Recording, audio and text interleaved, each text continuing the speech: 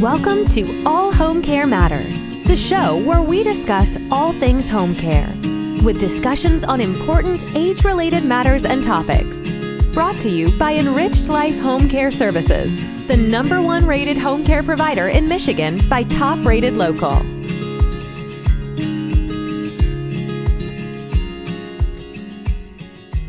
Hello, and welcome back to All Home Care Matters. If this is your first time visiting us here at the show, we want to say thank you for taking time out to be with us today.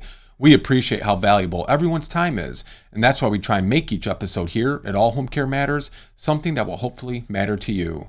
Today, I am honored to welcome Eilon Caspi, Gerontologist, Director of Dementia Behavior Consultants, and Elder Mistreatment Researcher. Welcome, and thank you so much for taking time out to be with us, Eilon. How are you today?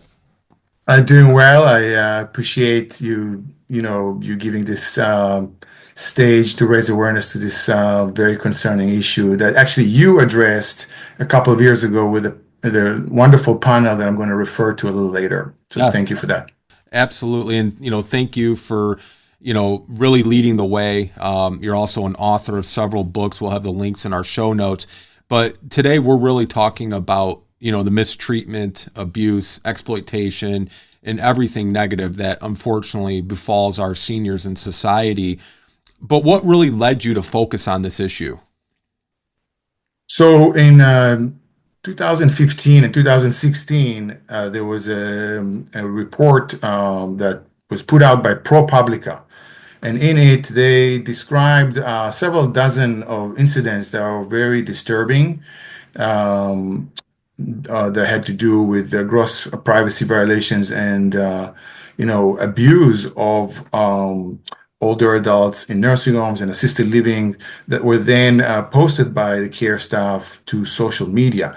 So that kind of triggered some reaction. It was actually covered by NPR as well, and so that kind of also encouraged CMS to put out a memo on this, which I'm going to refer to a little later. And then over the years, I review state investigation reports on mistreatment on a weekly basis, particularly in Minnesota at the time. And then I started seeing them coming up, every few weeks, those particular one about social media abuse.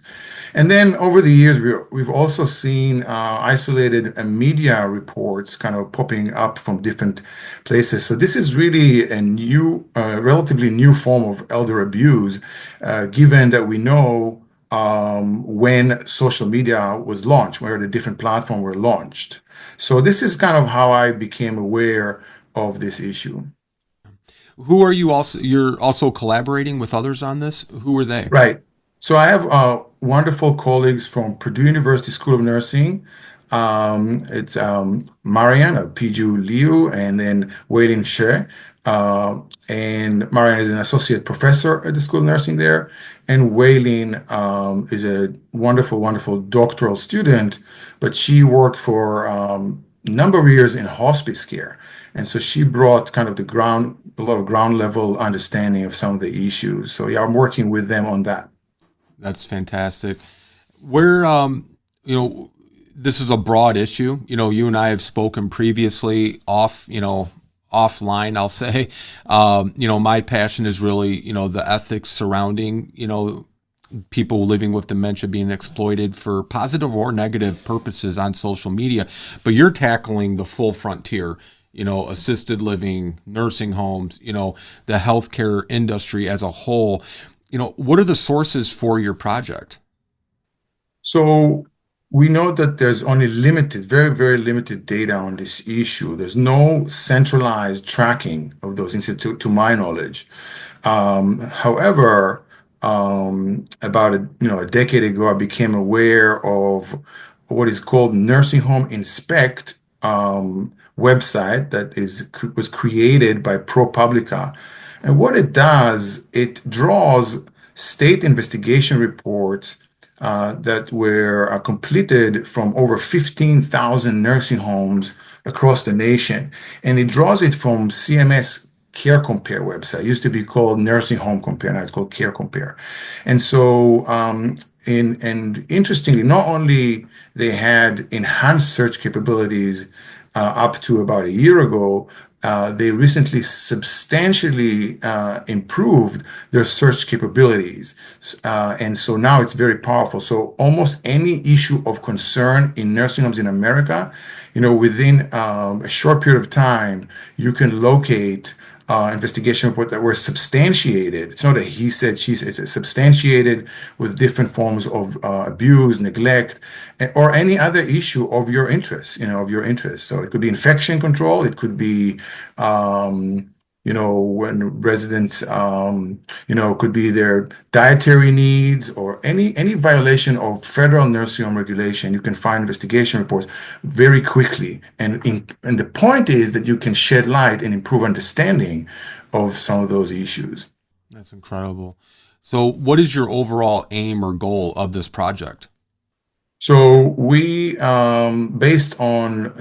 using Nursing Home Inspect website, I was able to fairly quickly identify 100 state investigation reports from 100 nursing homes in 31 states.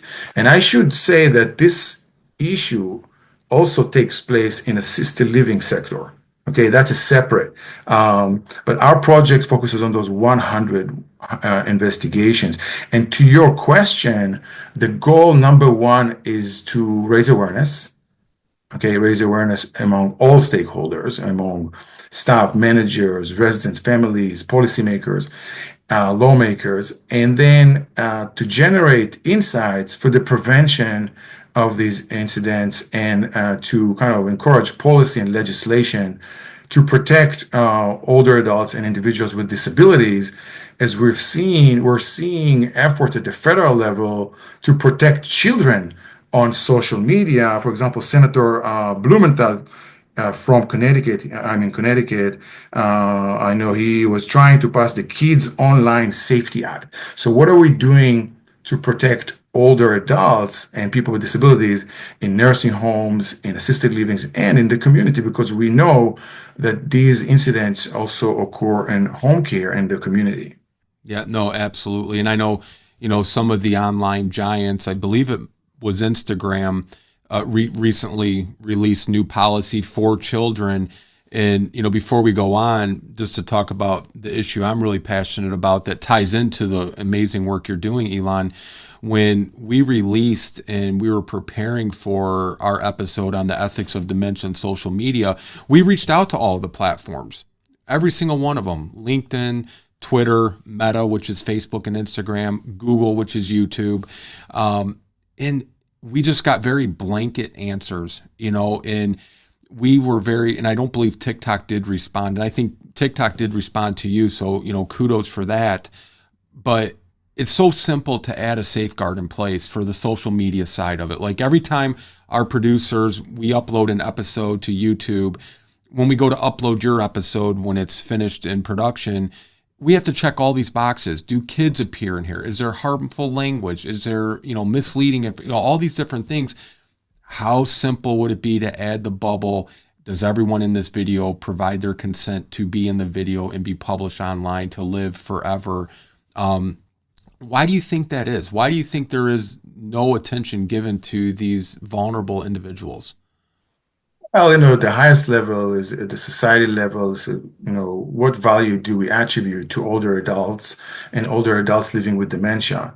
So that's one question. So there's this the ageist, perception, the lack of value, the stigma, and all that. I think that's partially because we would be horrified if we would see same videos, only if this would be a kid. I have a 6-year-old and a 10-year-old. So I can imagine parents' reaction to a single video, let alone.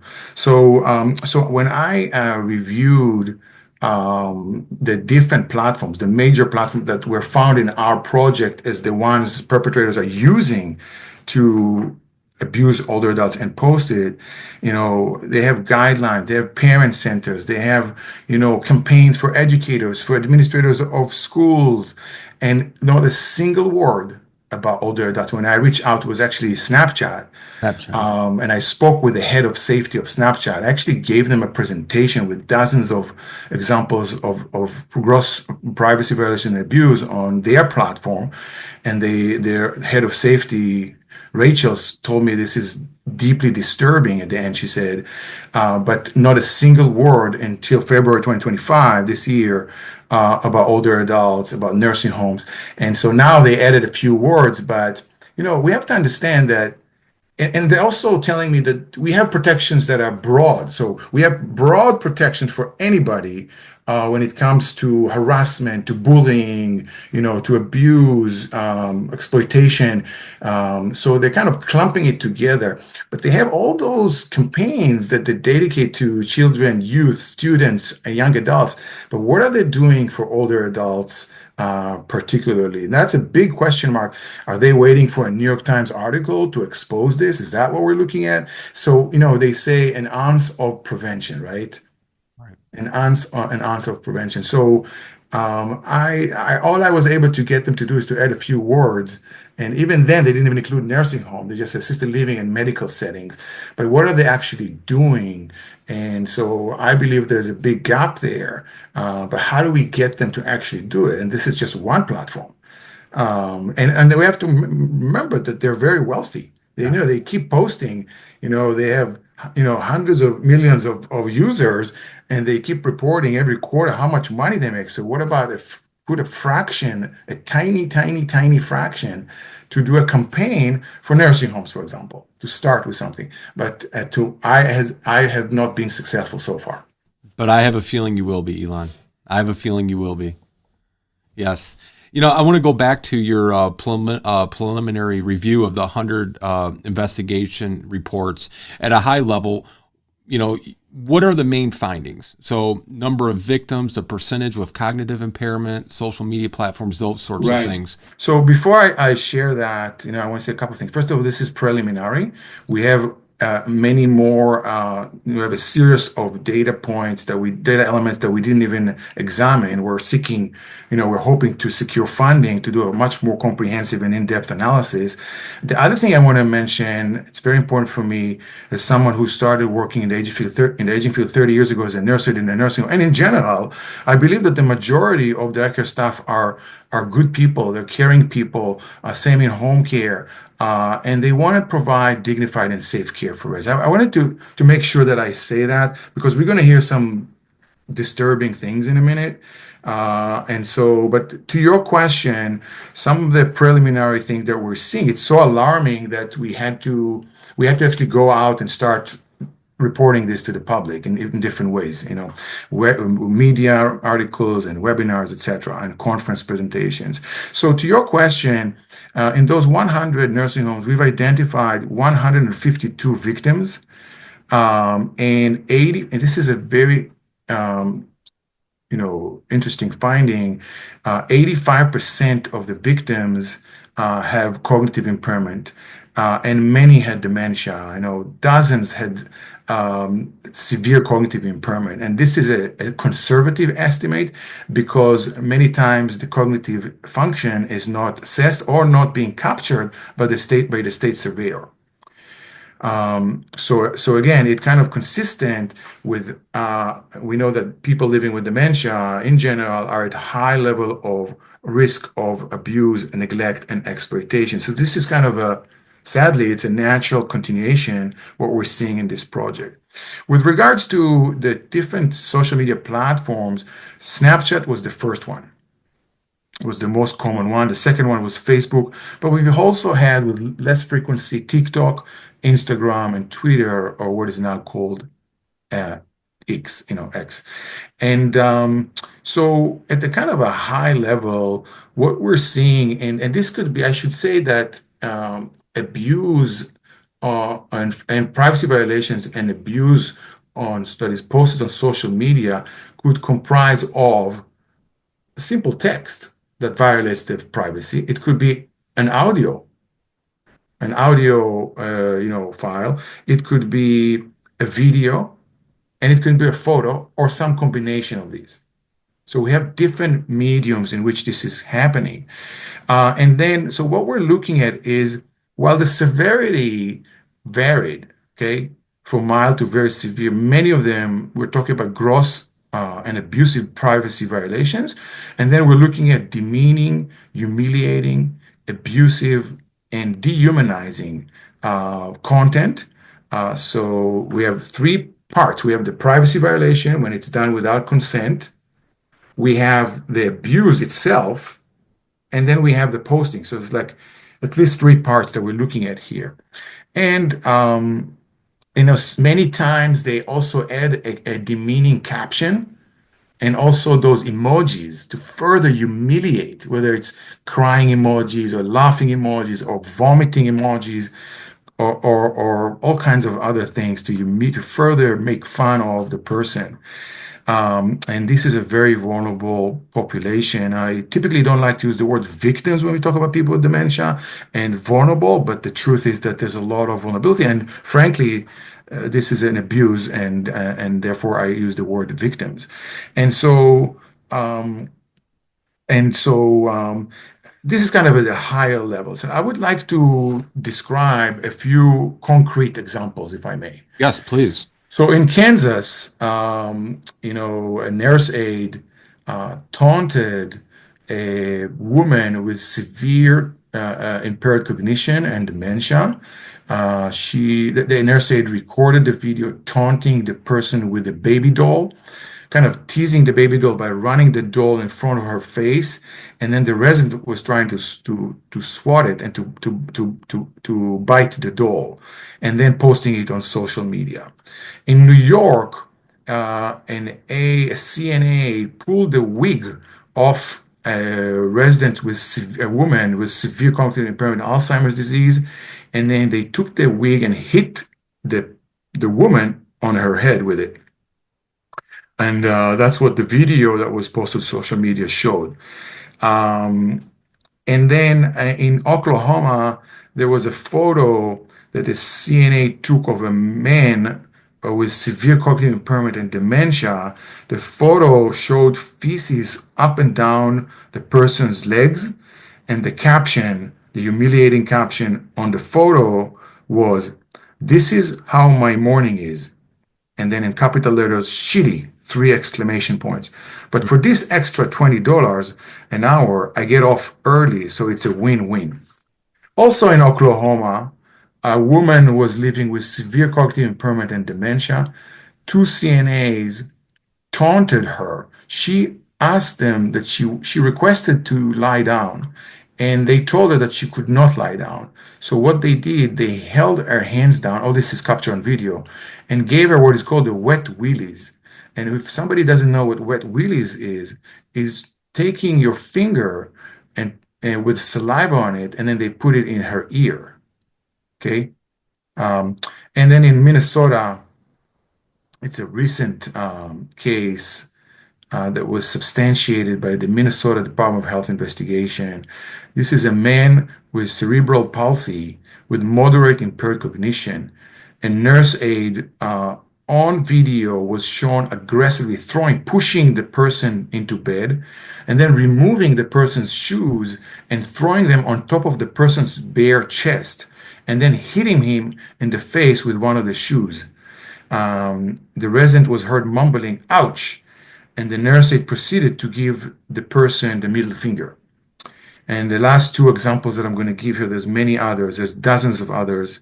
And those interested or listening to this podcast can watch my webinar that I gave recently that was hosted by the Long-Term Care Community Coalition, where you can see descriptions of dozens of other cases. And so in this case, in Pennsylvania, a person was living with severe cognitive impairment and also receiving hospice services, okay?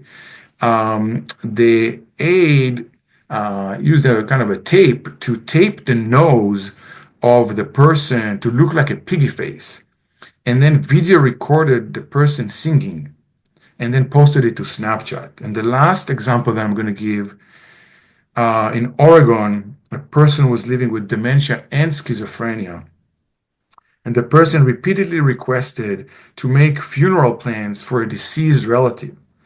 So one CNA orchestrated it, and another one joined in it, and they recorded a phone call where they pretended to be funeral home staff and orchestrated. They basically discussed funeral plans. And they told the resident over the recorded phone call, we have cardboard coffins and we are on so and so street. And so this is the last example I want to give. There's many others, shaking the skin of the arm of a person, and then making a demeaning caption on it, tickling the nose of a resident with dementia who is sleeping, putting hair extension of a person who is sleeping, and it just goes on and on. But I think this gives your viewers some sense of what we're talking about here. I mean, I I don't even know that there's a word to describe how vulgar and repulsive and upsetting just those few examples of the many that you have, Eilon, would be. So one of my concerns with what we did with our episode and my article on this was, if you and I are brothers, Eilon, and our grandmother is in a nursing home and maybe she's in a different state or even country, we're not going to be associated online with the care staff that are taking care of grandma, right? We're not going to be friends on Facebook. We're not going to follow them on, Instagram, but they're videoing and doing one of these examples to our grandmother. We would probably never have any way of knowing that they posted that on social media because we're not connected with them. How were these people caught when they posted these things on social media? What outed them? So first of all, we believe that a lot of it is underreported. Yeah. We also know that the American Healthcare Association, I should have said it earlier, around 2016, said that nursing home companies are all struggling with this issue. I wanted to make sure this is in there. And so many times it would be that it was a coworker who became alarmed by what they saw, there was also many that didn't do anything about it and just laughed about it, and they kept sharing it. It could be that they sometimes post it, and it could be the public outrage that calling the nursing home. It could be a former employee that was on the Snapchat, string or whatever. It could be, it could be. I'm trying to think here. In one case, to your point, in one case, it was actually sent to a boyfriend of the CNA reported, to your point, there was a point where I'm trying to remember the details, but actually, a person who worked at the nursing home was a friend, a daughter of a manager, was a friend of a daughter of a family member. Okay. And suddenly a picture of the grandpa naked showed up. And of course, the friendship ended there. And then that was the report. So these are some of the ways in which it's kind of identified. But many times it was off-duty employees or former employees that were alarmed by it and reported it. Or it could be a family member who discovered it on social media as well. Oh, I'm just glad that those different situations worked out because, like you said, I'm sure there are so many, and I think we know for a fact there are so many underreported or never reported because you never make that connection to know it's even online. What about consequences for the individuals who took part in this? And also, Eilon, I'll add to that, you mentioned some were upset by it, but then others just didn't do anything, but they stood there and laughed and enjoyed this, exploitation and mistreatment. I feel, in my opinion, I'm very hard on this issue. I feel like they should be just as guilty of the consequence as the people that did it because they were approving of the behavior. Right. There's mandatory reporting laws. There's Right. there's laws of requiring immediate and thorough investigation in federal nursing regulations. That doesn't happen many times. There's dismissal. We're going to get to the misconceptions. Oh, it was just her butt, or it was just feces on her legs. We're going to get into that. In terms of consequences, One estimate that ProPublica did early on was just less than 1/3 of perpetrators. There's actually a criminal charge, and many less are actually convicted. And many times the penalty is not adequate to the nature and severity of the abuse. That being said, in a recent case of mocking a dead person with an open mouth, and also multiple extreme case, multiple photos of residents who were naked, the perpetrator received a 12-year sentence. Wow. So this is the most that I've seen in the cases that I've looked at. But there's clearly a gap in prosecuting these cases. There's gaps in state laws and federal laws. So there's a lot to do on that. We're going to get to the policy implications, but I want to just quote from your wonderful 9-person panel, Ethics of Dementia and Social Media, that you held a couple of years ago. Bettina, she asked, she said, asking ourselves the question, would we want ourselves on social media if we were living with dementia? And then she added, we need to be seriously asking that. And then Team England added, would you like this to be your grandmother? Kind of to your point. And then Dr. Jennifer Booth, who is living with dementia from England, said, respect. It must be helpful. It must encourage. Kind of when you talked about the broad spectrum of things that could be uploaded, of content about people with dementia could be uploaded to social media. So I really recommend folks to watch the 1 hour and 47 minutes panel, because it kind of takes a broader view than what we're talking about today. Thank you. But I can talk about the consequences for victims if you would like. Yes, that was my next question. What was the implication or consequences for the victims, Eilon? So again, at the highest level, the society level, I want to quote you from that wonderful panel that you held, and you said, when an average person sees these exploitative posts of people with dementia, it perpetuates what we're trying to resolve. So I think you hit it on the nail there with the stigma that these are individuals that are already so stigmatized, and that stigma is very harmful. And yet some of those posts could reinforce the same stigma. We're working so hard to alleviate, to minimize, because what we want at the end of the day is for people living with dementia, that's what they want, to live outside the stigma. To your question about the consequences for victims. So there's a loss of dignity, trust, and relationships. There's embarrassment, humiliation, feeling dehumanized, devastation. Some residents were crying when they discovered it, feeling violated, anxiety, depression, fear, inability to sleep, literally nightmares, and withdrawal. So these are some of the things we're seeing, but I want to add, because 85% of the victims in this project lived with some level of cognitive impairment, and many had severe cognitive impairment and live with dementia. So we must apply what CMS calls a reasonable person concept. So what that means is that if a person in advanced stage of dementia is cognitively unable to remember some details from it, or report it, or self-advocate for themselves, what would a reasonable person in the same situation would feel? How would they process that? What would they think about it? So there are examples of situations where the state surveyors, which they are instructed by, with guidelines about this concept.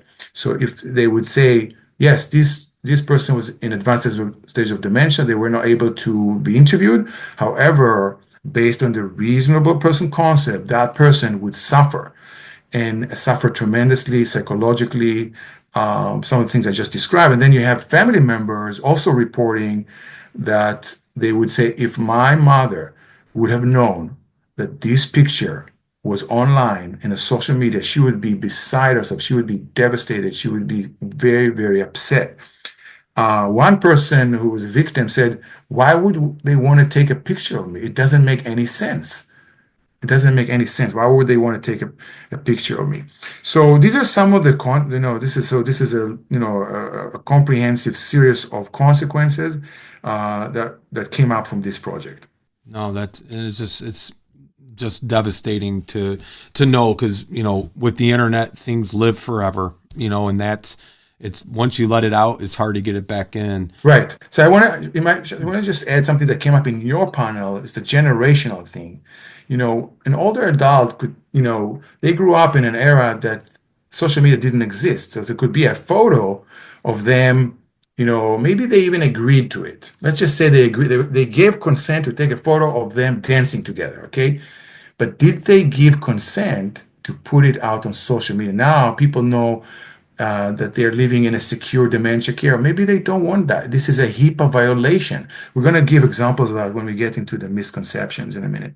Yeah, well, and that's what I was going to ask you next. So in your project, you've identified some of these misconceptions about this issue.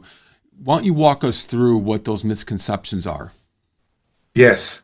And what I'm going to share now should inform the development of educational programs for direct care staff members, for managers, administrators, owners, but also in home care world where you live.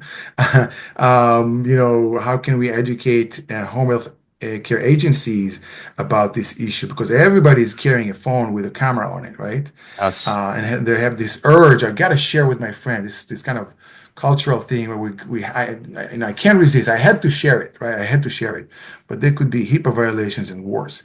So here are some of the misconceptions that came up in this project so far. The first one has to do with what is called the digital trail. Okay, so the perpetrator would say, well, I set it to automatically disappear, or it will disappear after being viewed, or I set it to disappear after a pre-designated period of time, and it would no longer exist. But well, they may not take into account the fact that the receivers of the photo or the video can take a screenshot or a video record it, and then it has a life of its own, even if it was deleted. More than that, a photo or video deleted may still live on the server and could be discoverable in court of law.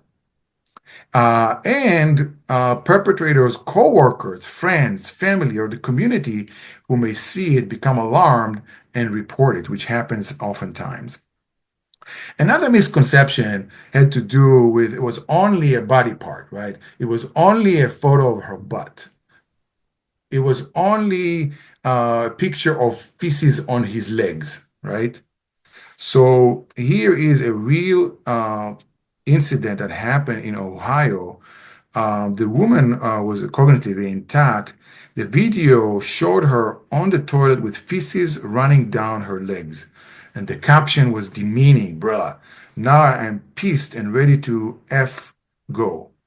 And the perpetrator thought this was okay because she overlaid, she covered the face of the woman and upper torso with a cartoon emoji.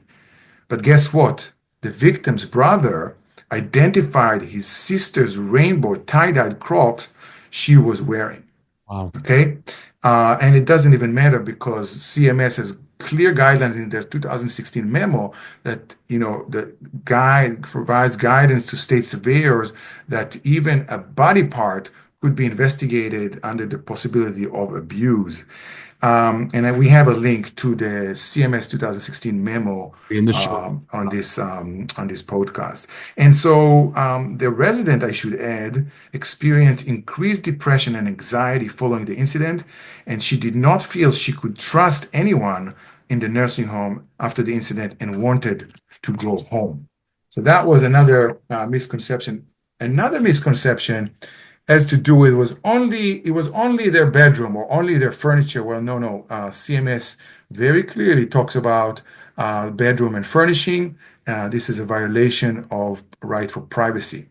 Again, but he was asleep. We tickled his nose while he was asleep. He was not aware of it. It's still a violation. And when the resident learned about it, he became upset. And again, there's another concept here. a reasonable expectation of privacy standard must be applied. Another misconception, it ties to the people living with dementia, but she has dementia. She doesn't understand and won't remember anyway. Well, you still have to apply CMS reasonable person concept we discussed earlier. And when her family discovered it, they were outraged. Another one has to do with, oh, we just took a picture of residents by the nurse's station. But guess what? When you look closely in the background, you see medical records with their names on it. Wow. So this is directly HIPAA violation because it has to do with private health information, PHI. In another nursing home, the names of 7 residents were shown on what is called the visitation sign-up calendar. It was posted on Facebook and was publicly accessible. Okay. Another one has to do with it was only a video of coworkers, but when you look closely, you see a resident in the background, or you have it was in the dining room, or you have a Christmas party, okay, posted on nursing home Facebook page, okay. No, they never received consent from the residents to do it. So sometimes it's well-meaning and lack of awareness. That's what we're trying to raise here today. In another, it could be photos of residents during indoor or outdoor events. In one nursing home, the administrator didn't think that the nursing home had to have resident consent. So we're talking about very basic awareness. And when they hired a new activity director, she said that nobody told her about the need to request consent. A couple of last examples here of misconceptions. In one nursing home, the CNA took a video showing her dancing with a resident, and the CNA said, "We were having a good time." And then when she was asked about it, she said, "The app I used to record the video wound up posting it to social media." Well, guess what? The state survey agency cited the nursing home with the F600 abuse citation. This is the case where I mentioned earlier, where the resident said, "I wouldn't have given permission to be video recorded. Why would anyone need to record me? That doesn't make any sense." And the last example I'm going to give has to do with, it was only a FaceTime call to a friend during provision of personal care. So before I'm going to describe this incident, I want to share that I know in another country, I have colleagues who are managers of nursing homes in other countries, and they're telling me, even before the privacy violations, even before the abuse and the posting of social media, people who receive care in nursing homes need 110% attention. The people who provide care need to be grounded, centered, and I'm well aware of the unprecedented workforce crisis. I'm not out of touch here. And yet, they are distracted by the phone. They're walking around with the phone. We're going to talk about policies in a minute.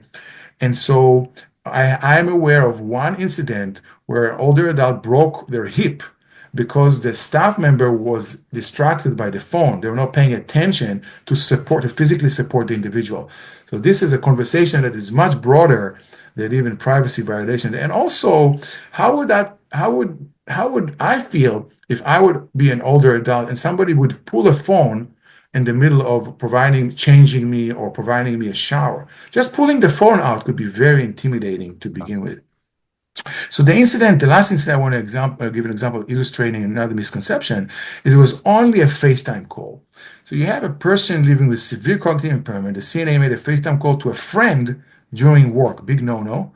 It showed the CNA making demeaning gestures with their hands towards the person, and then they pulled the cover over the person's face.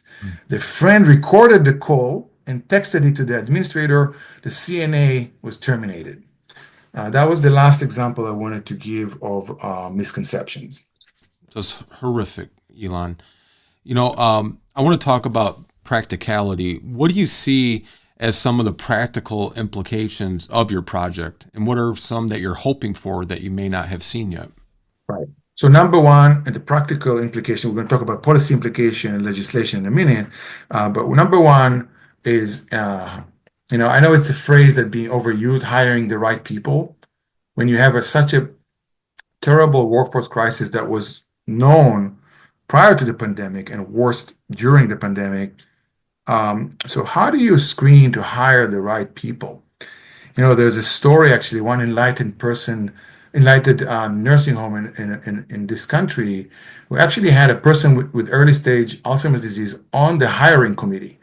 And the whole team, I know one person came to be interviewed as a CNA, and the whole team thought that they're going to hire her.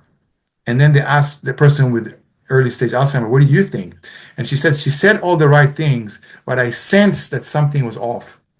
And she was not honest. They did not hire that person. And so, some places have a 90-day trial period, right?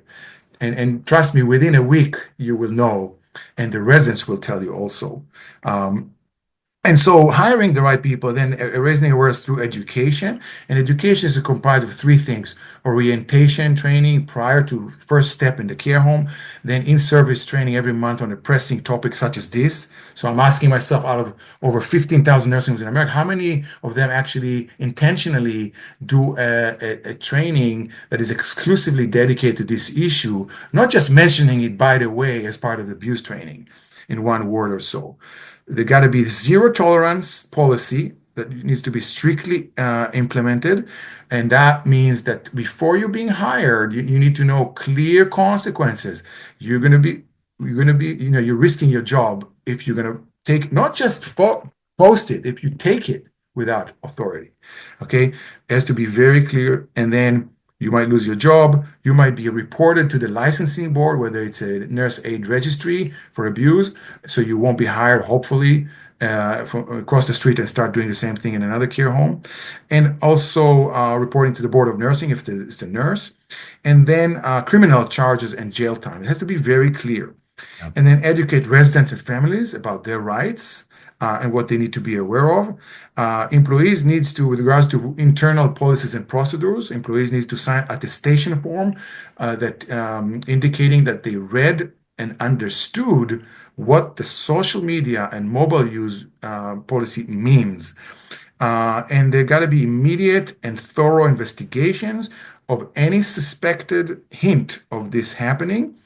And they must know that they must meet reporting requirements based on federal nursing home regulations, that it's illegal to do it and not to report it, and also meeting state mandatory reporting laws. And the other thing that is very, very important is, and there's multiple indicators of that, because we also in our project or our study, we are reviewing the nursing home policies. And so one of the things that we're seeing is that there must be a mobile use policy, photo taking policies, and social media policies. And one of the policies is about mobile use. So camera, and the policy should be no camera equipped devices should be used and held and in care areas. So you could have a staff break time or a meal time, but even that must be away from individuals receiving care. And so that's very important. But you'll hear from industry, they will tell you, well, many of our providers do it, but others find it difficult to implement.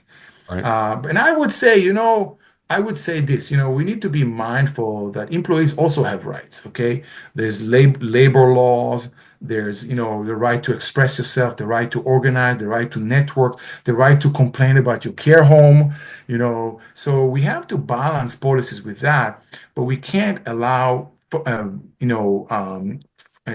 camera-equipped devices in care area. That's very, very important. Despite a lot of excuses that we hear that it's not practical, everybody's carrying their phone, it's their right. And I would say there could be exceptions, if individual employee has an emergency, or the person is pregnant, or there's something going on at home, they can ask a special permission from the supervisor for that particular shift. So we need to be reasonable here, but again, we can't have phones in bathrooms and in providing changing individuals, etc. Absolutely. I could not agree more wholeheartedly. As you know, we own a home care company, and we have very strict and stringent policies in place for our staff, and it's for their protection too, Eilon. Like the one individual you said received a 12-year sentence for what they did. if they had those policies in place or were following those policies, that's protecting them from doing something that they claim, well, I didn't realize, when they very well should have, especially from a level of competency. If you're working in this type of environment, you should know those things. So it's for everyone's protection, right? And that's really what the bottom line is. I want to talk about, policy implications, because this is what I get most adamant about. What do you see as some of the policy implications of your project? Because that's where it's going to start at, getting these changes made through the research and work like you're doing. Right. So the number one thing I would say, we need federal leadership and we need state leadership, and we need to tackle these issues. We see a lot of attention. You mentioned the initiatives that I get every week, what Instagram is doing to protect kids online, right? And I review the guidelines of Snapchat and Facebook and others. Heavy focus on protecting kids, children, youth, young adults, students, and campaigns all over the place. So how are we holding social media companies accountable, very wealthy companies, to make sure that they are proactively working to address the unique issues, not just say, oh, well, we have protections for bullying and cyberbullying, exploitation, and it applies. Well, you need to raise awareness in the communities, and you need to have safeguards that are tailored to the needs of, for example, people with dementia, consent issues, etc., as you gave this wonderful example earlier. So we need to strengthen. CMS stands for, those who don't know, the Centers for Medicare and Medicaid Services. They oversee care and safety in over 15,000 nursing homes, and also those state survey agencies. They contract with state survey agencies to do this oversight. So how can we increase the awareness and oversight and enforcement of these issues? But also, I should say, there's about 1 million people living in assisted living, and guess what? 40 to 50% of people living in assisted living nationwide have dementia, and 7 out of 10 have some level of cognitive impairment. So we need to also shed light. I'm aware of, in one state in recent years, and of several very disturbing incidents in assisted living as well, and many of the victims have dementia. We need to make sure that there's a law that's called reporting reasonable suspicion of a crime. It's actually under the Social Security Act and under the Affordable Care Act, but there's actually a specific state survey agency citation, F608, reporting reasonable suspicion of a crime, with very strict requirements for anybody who's aware must report in a nursing home. Okay. And so how can we actually put teeth into that? How can we actually give meaning to this law that is on the books and make people aware of that? We must make sure that law enforcement is becoming aware of those issues and train law enforcement officers about this issue, this kind of relatively new form of elder abuse. We also have to make sure that there's HIPAA laws in the United States. So how can we make sure that the HIPAA laws are enforced, and make sure that there's strong civil and criminal penalties, but also make sure that the HIPAA laws themselves are adapted to keep up with the fast pace in which technology and social media evolve. They're way behind. And so how can we make sure that this is happening? And again, as ProPublica found in one estimate, it was 31% of perpetrators of those incidents were criminally prosecuted. So what's going on with the rest? They're being fired and crossing the street, so to speak, and starting to provide care to other individuals and maybe putting them at risk. So we need to increase criminal prosecution. We need to make sure to bridge gaps in state laws and federal laws. And some of it is described in more detail in my recent webinar that was hosted by the Long-Term Care Community Coalition in New York City. So these are some of the things that come to mind. And of course, I hope that, like with your 9-person panel, that kind of triggers dialogue about it that you did a couple of years ago. I hope that this conversation will further the dialogue about this very concerning issue. Absolutely. Before we go to the next question, Eilon, what's your instinct tell you about the level of, or the probability of success that you and the coalition are going to be able to get some policy made on this or get policy enforced? I mean, how are you feeling about it from a personal standpoint? Well, I will not stop until meaningful changes will happen. But I'm just one person, and I can only do so much. I can sometimes barely get the attention of CMS. So how can we get these and other agencies involved? How can we get the United States Alzheimer's Association involved? We're talking about a lot of people with dementia are victims. So what is the United States Alzheimer's Association national office are doing about it in Chicago and in DC? What is AARP are doing about it? We're talking about we need the strong lobbyist here, right? And so we need lawmakers. Senator Blumenthal is trying to do this with kids and to protect kids online, which is wonderful. But what is he and his colleagues are doing at the federal level to protect older adults? So, he responded to this project in a media and local media report that he was very concerned about it, and he called to hold social media. Platforms accountable, but what is actually being done?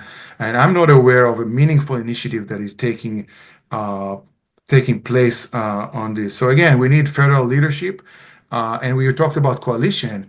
We need to build that coalition. I know, we have coalitions of elder abuse in general, right? And we have wonderful organizations that tackle elder abuse, but do we have a coalition of people who shed light specifically on this issue and work on legislation at the federal level and the state level to address this issue specifically? And I'm not aware of such. I would love to learn about such initiatives. So we need to build that coalition first. Well, you can count us in if we can help in any way with the coalition. As you know, this is an issue that I'm very passionate about. It's my number one issue. So anything we can do to help the coalition, be a part of the coalition, or share the coalition, we're here at your disposal, Eilon. Thank you so much. Absolutely. Well, I want to close here and let you tell us about the next steps with the project and your work in addressing this issue. I think you've kind of summarized it overall, but how would you like to leave us with your parting thought? Right. So I'm going to continue to raise awareness of this issue in any way I can. I'm writing about it, publishing about it. I'm doing webinars.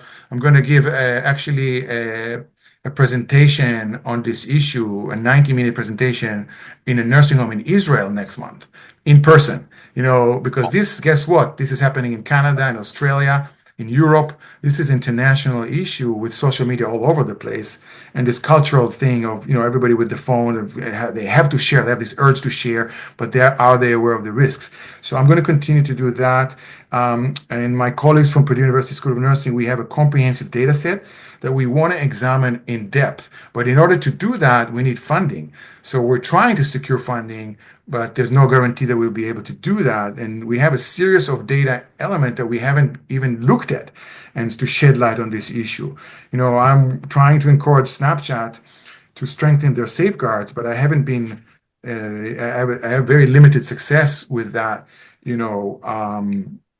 So, I actually asked them specifically, and I actually wrote a letter to the CEO of Snapchat, asking him specifically to collaborate with me to do a quality improvement project, to put up front a tiny fraction of their profits. It's a very wealthy company, and they still refuse to do it, which was incredible to me, because why would they want to have a New York Times article reporting on their company as the number one platform when this horrible abuse is happening? Why not be proactive about it? So I'm perplexed about it. I don't understand that fully.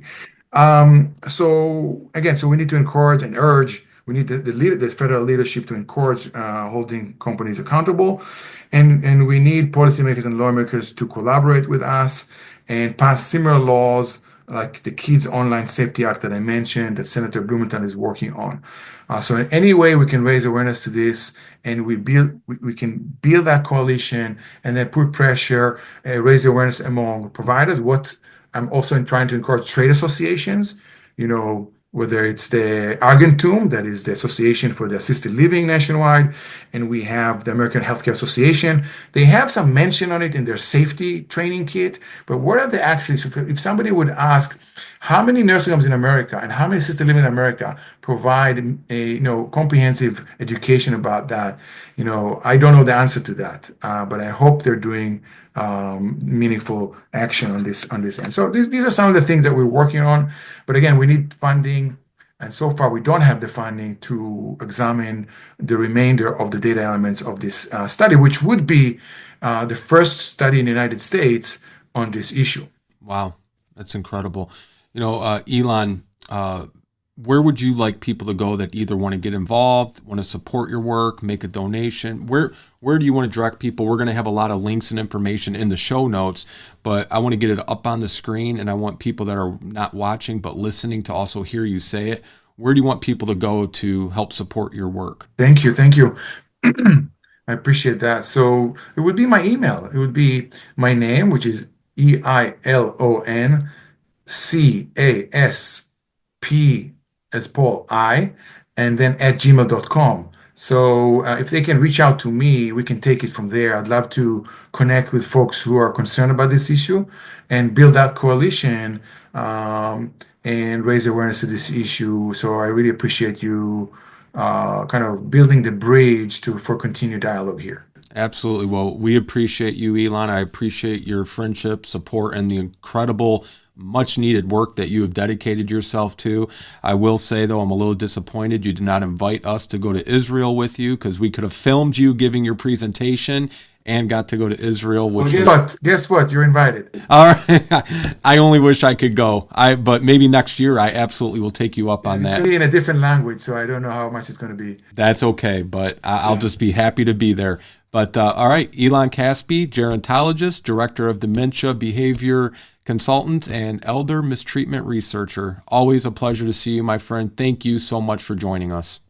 Thank you, Lance. Thank you for kind of doing the groundbreaking work a couple of years ago, or even maybe earlier, with your wonderful panel and the article that you wrote that people with dementia deserve dignity on social media. So I'm very grateful for you starting this dialogue, and all of us can do a little bit, on our end. Absolutely. And then together, maybe we can make a difference on this front. So thank you. Thank you. Bye-bye. All right, take care. Thank you for joining us today here at All Home Care Matters. All Home Care Matters is here to help families as they navigate these long-term care issues. We invite you to visit us at allhomecarematters.com, where there's a private, secure, fillable form where you can give us feedback, show ideas, or if you have questions. Every form is read and responded to. And remember, you can listen to the show on any of your favorite podcast streaming platforms or watch the show on our official YouTube channel. Just make sure that you hit that subscribe button so that you never miss an episode. I'd also like to say thank you again to Eilon Caspi for joining us today. We look forward to seeing you again here at All Home Care Matters. Thank you for joining us today. We look forward to you joining us again on another episode of All Home Care Matters. To learn more about the show and to connect with us, visit us at allhomecarematters.com.